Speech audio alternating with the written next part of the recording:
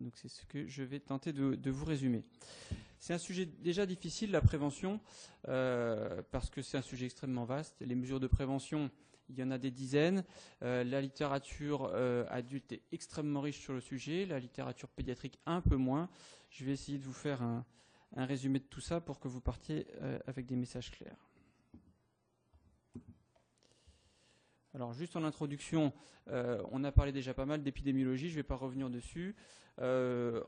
En France, en tout cas, moi personnellement, dans mon service, c'est un sujet qui n'est pas du tout réglé. Ça reste un sujet du quotidien et donc il faut faire le maximum pour éviter de prévenir ces infections.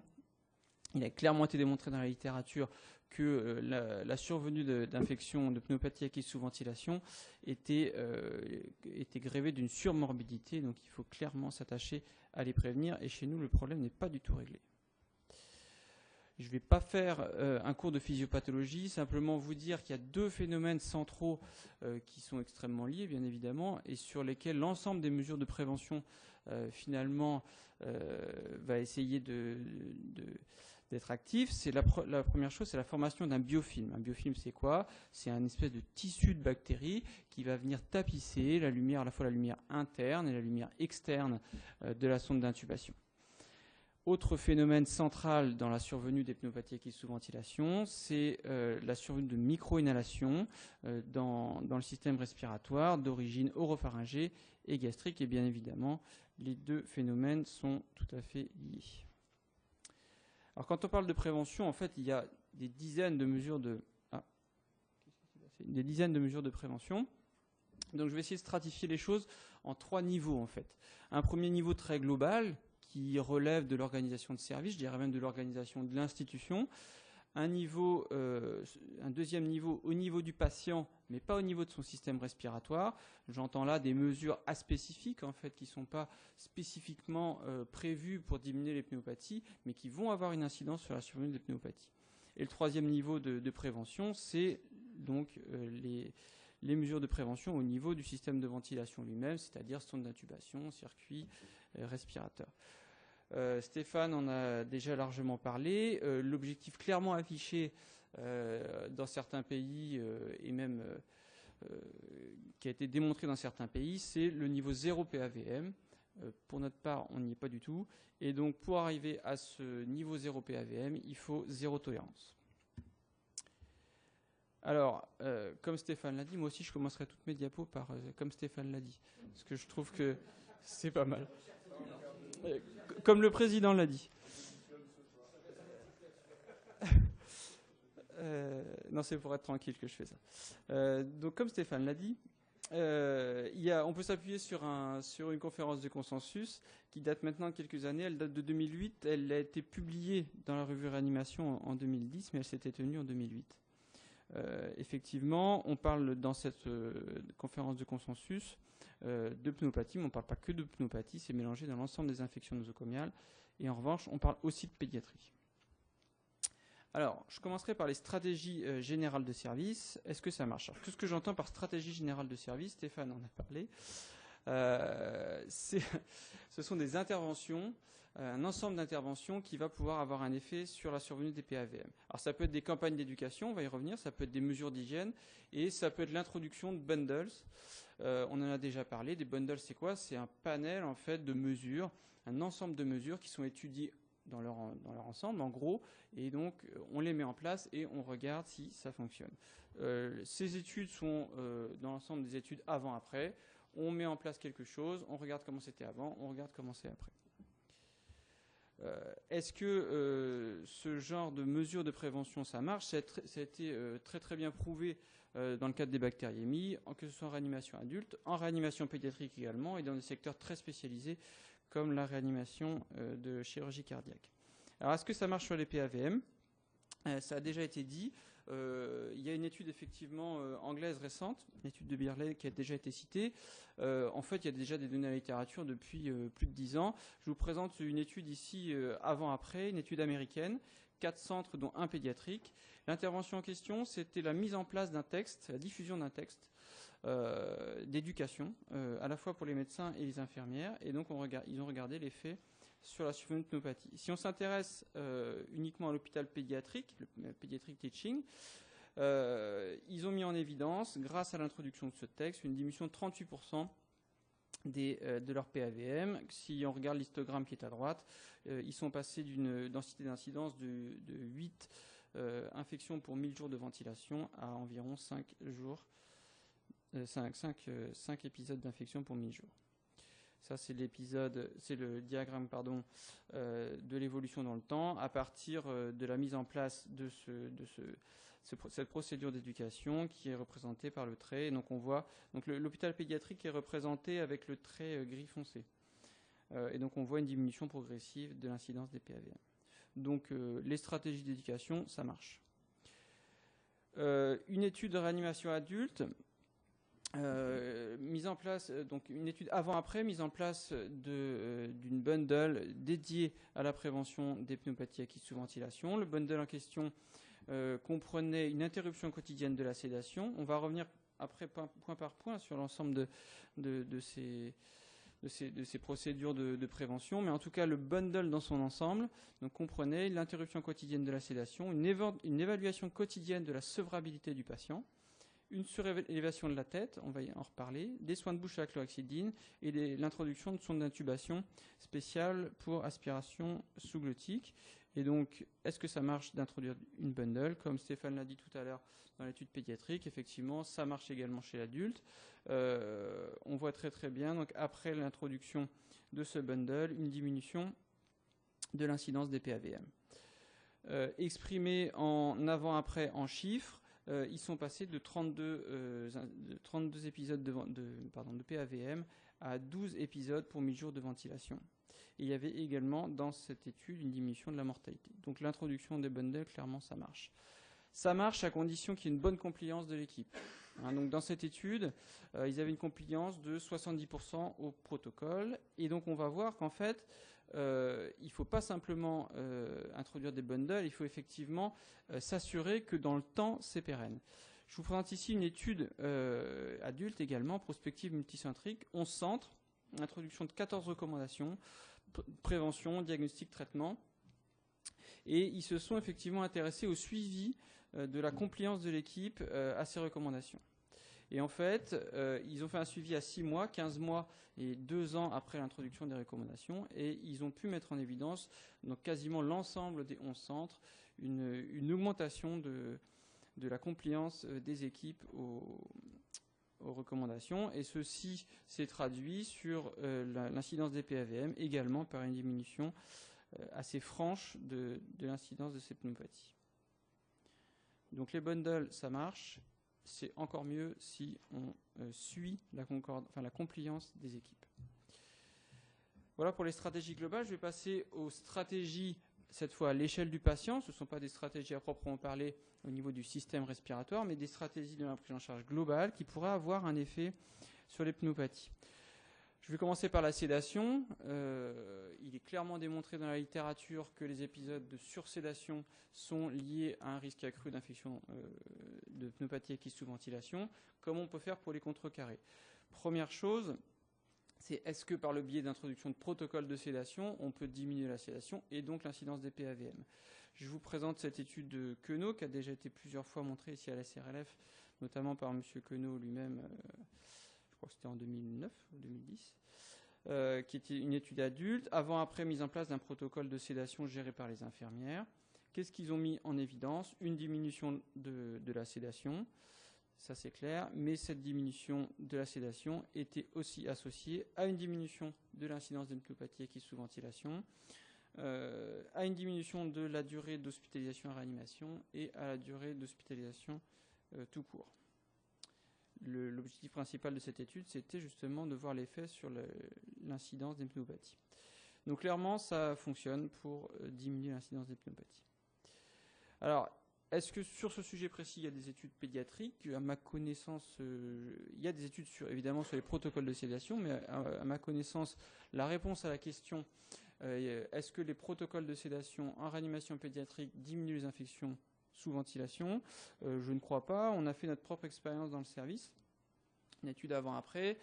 mise en place d'un protocole de sédation géré par les infirmières, une diminution de 13% de l'incidence des pneumopathies, mais ce n'était pas significatif. Je change de sujet. Vous savez que les prophylaxies anti-ulcéreuses ont été, il y a quelques années, mises en cause dans la survenue de pneumopathie acquise sous ventilation. Il y a maintenant pas mal de littérature pour dire qu'en fait, il n'y a probablement pas de lien. Je vous présente ici une première étude turque qui a été publiée en 2002, qui a comparé en fait 4 groupes d'une quarantaine de patients. Un groupe recevait du sucralfate, un groupe recevait de la ranitidine, un groupe de l'oméprazole et un groupe n'avait pas de traitement. Et il n'y avait pas de différence entre ces 4 groupes en termes d'acquisition de pneumopathie. Une étude ressemblante, une étude néerlandaise, parue dans Intensive Care Medicine 2002, une étude pédiatrique également, qui ne montrait pas de différence entre un groupe recevant de la ranitidine, un groupe recevant du sucralfate et un groupe qui ne recevait pas de prophylaxie. Il n'y avait pas de différence que ce soit en termes d'incidence des pneumopathies, ni même en termes d'incidence de la colonisation des sondes. On a des publications pédiatriques qui vont même plus loin. On a une méta-analyse ici qui montre clairement un effet bénéfique des traitements anti-ulcéreux sur les saignements d'origine digestive. En revanche, pas de différence sur le risque de PAVM. C'est ce qui était conclu dans cette méta-analyse. Méta-analyse pédiatrique. Alors, je change à nouveau de sujet. Je passe à la position des patients. Est-ce que la position proclive a un intérêt en termes de prévention des PAVM? Ça, c'est clairement démontré, mais ce que je vais essayer de vous montrer, c'est qu'il n'y a pas que la position proclive, il y a le degré de ce proclive qui est probablement important. Première étude adulte, qui est assez ancienne, qui a une quinzaine d'années, un peu plus, où ils ont randomisé des patients en proclive à 45 degrés versus des patients strictement allongés. Ils ont montré clairement sur cette courbe de Kaplan-Meier une diminution de l'incidence des pneumopathies acquises sous ventilation dans le groupe en position proclive à 45 degrés. Donc c'est important le degré d'inclinaison. Pourquoi c'est important? Une deuxième étude adulte, prospective, multicentrique. L'objectif dans cette étude, c'était également pour le groupe des patients qui étaient en position semi-assise, qui étaient inclinés, c'est un objectif de proclive de 45 degrés. Ce qu'ils ont montré entre le groupe qui était strictement allongé et ceux qui étaient en position semi-assise, c'est qu'il n'y a pas de différence, contrairement à l'étude précédente, en termes d'incidence des pneumopathies. Mais ce qui est très clairement dit dans le papier, c'est qu'en fait, l'objectif des 45 degrés n'était pas respecté. Ils avaient un degré moyen, vous voyez, entre 25 et 30 degrés d'inclinaison. Nous, c'est une problématique qu'on a clairement dans le service. Je ne sais pas si c'est le cas chez vous. Quand on fait la visite, les patients, on a du mal à les trouver en proclive correct. Ils sont souvent un petit peu en proclive, mais sûrement pas suffisamment. En tout cas, en ce qui concerne la population adulte, il y a une méta-analyse qui a clairement conclu en disant qu'il y avait un net intérêt à la position proclive pour la prévention des PAVM, puisque c'est le sujet, et à ma connaissance, il n'y a pas d'études pédiatriques qui répondent clairement à cette question. Alors, je vais parler très rapidement, parce que je n'ai pas le temps, de la décontamination digestive sélective. Il n'est pas question en 3 diapos de traiter la question et d'y répondre. Il y a énormément de débats chez l'adulte. Je vous ai cité ici une première étude adulte publiée dans le Lancet en 2003, une étude randomisée qui montrait clairement un intérêt à court terme de la décontamination digestive sur la survenue des PAVM. Le problème, on pourra en parler éventuellement dans la discussion, à mon avis, il n'est pas spécialement court terme, il est plutôt à long terme dans la sélection de germes résistance qui rend la mise en pratique de cette mesure compliquée. Parce que toujours à court terme, on a des arguments dans les méta-analyses, dans la Cochrane, qui sont également très clairement en faveur d'une diminution du taux d'infection respiratoire. Donc en faveur d'une décontamination digestive sélective, mais tout le débat réside effectivement dans le devenir à long terme de l'écologie bactérienne avec ce type de pratique. Je vous cite quand même quelques études pédiatriques. Il y a très peu de littérature pédiatrique sur le sujet. Une première étude publiée en 2001 chez des patients brûlés. Vous voyez, très peu de patients. 23 enfants, randomisés quand même. 12 dans le groupe placebo, 11 dans le groupe des contaminations digestives.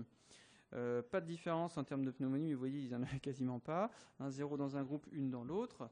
En revanche, il y avait beaucoup plus de diarrhée dans le groupe des enfants qui recevaient un traitement antibiotique. Une étude qui était sortie même avant, étude randomisée, un peu plus d'enfants, 226 enfants, randomisés soit des contaminations digestives sélectives, soit pas, et pas de différence en termes d'incidence des pneumopathies. Je vais passer pour terminer aux stratégies spécifiques, là directement liées au respirateur, au système de ventilation, on va dire, sonde d'intubation, tuyaux, circuit d'aspiration, etc. Je commencerai par l'influence de la voie d'intubation. Finalement, il y a assez peu de données pédiatriques dans la littérature. Je vous présente ici une étude brésilienne qui a une dizaine d'années. 4 services de réanimation pédiatrique, une cinquantaine d'enfants au total. Ils ont étudié en fait l'incidence des micro-inhalations par la technique du Blood Evans. Ils ont mis en évidence que c'était un phénomène qui était fréquent. Et ils se sont intéressés à la différence entre les enfants qui étaient intubés par voie orale et par voie nasale. Et ils ont mis clairement en évidence une incidence des micro-aspirations par cette technique beaucoup plus importante chez les enfants qui étaient intubés par voie orale. En revanche, ils n'ont pas été plus loin en termes de survenue d'infections sous ventilateur. Donc plus de micro-inhalation, mais on ne sait pas s'il y a plus d'infections chez les patients intubés par voie orale.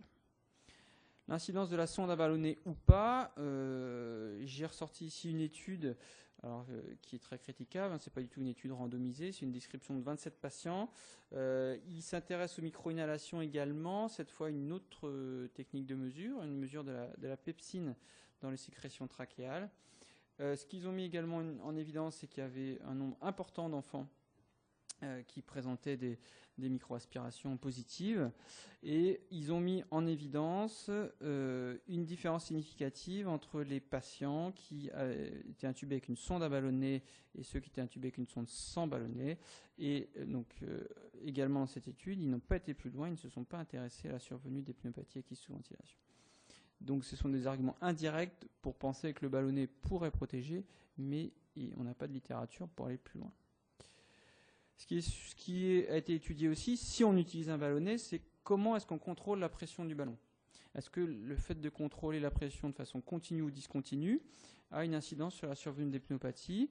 Les données dans la littérature adulte sont discordantes. Une première étude qui montre un intérêt d'une surveillance continue versus une surveillance discontinue toutes les 8 heures par les infirmières, avec une diminution à la fois des micro-aspirations, des taux de pepsine dans les sécrétions trachéales et des taux de pneumopathie acquise sous ventilation mécanique. C'était une étude française lilloise. Autre étude avec des résultats discordants, également une étude randomisée adulte, environ 70 patients par groupe. Une étude donc randomisée, soit monitorage continu, soit monitorage discontinu de la pression du ballonnet. Et là, dans cette étude, pas de différence en termes d'incidence des pneumopathies acquises sous ventilation. Je vous parle des sondes d'aspiration spéciale qui permettent des aspirations, des sécrétions sous-glottiques. C'est-à-dire, l'intérêt de ces sondes, c'est qu'en fait, il y a une stagnation en fait, au-dessus du ballonnet de sécrétions trachéales. Et l'intérêt de ces sondes, c'est qu'elles ont un petit canal qui va pouvoir aller drainer justement ces sécrétions. À ma connaissance, il n'y a pas de système disponible chez le petit enfant. Je dirais en dessous de 10 ans. Donc je vous montre de la littérature adulte qui est quand même très en faveur de l'utilisation de ces sondes dans la prévention des pneumopathies acquises sous ventilation. Je vous montre ici une méta-analyse qui a été publiée dans Critical Care Medicine en 2011 et qui montre une différence en termes d'incidence des pneumopathies avec l'utilisation de ces sondes spéciales d'aspiration. Je vous parle ici d'un autre système d'aspiration qui est au stade des études animales. Le système d'aspiration est un petit peu différent avec un système de micropores en fait dans la paroi de la sonde et qui vont permettre surtout des aspirations répétées, contrairement à nos aspirations qu'on fait de façon ponctuelle. Là, ce sont des aspirations automatisées, répétées, synchronisées au respirateur. Je vous en parle parce qu'il y a quelques papiers dans la littérature, mais pour l'instant, on en est au stade des études animales. On est un petit peu plus avancé avec ce type de système. Là encore, pas de littérature pédiatrique, mais je vous en parle parce que ça existe. Et peut-être qu'on verra ça un jour en pédiatrie. Ce sont des systèmes de ballonnets qui vont venir en fait nettoyer la sonde d'intubation, un peu comme un goupillon pour un biberon. Les études animales ont clairement montré une diminution de la colonisation et il y a également des études humaines.